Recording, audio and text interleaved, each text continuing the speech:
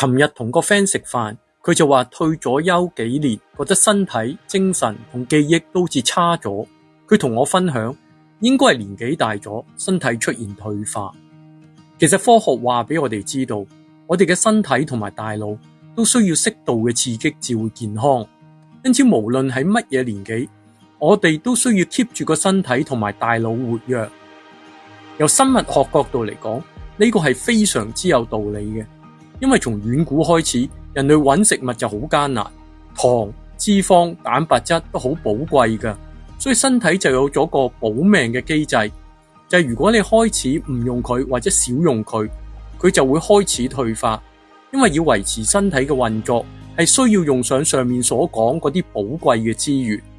所以當我哋退休之後，如果成日坐喺屋企度，減少咗活動，少咗出去交際，久而久之，無論喺筋骨、肌肉、柔軟度、力量、記憶、腦筋靈活度各方面都會退化。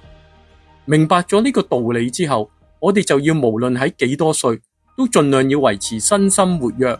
咁我哋嘅身體同大腦就會 keep 住 young。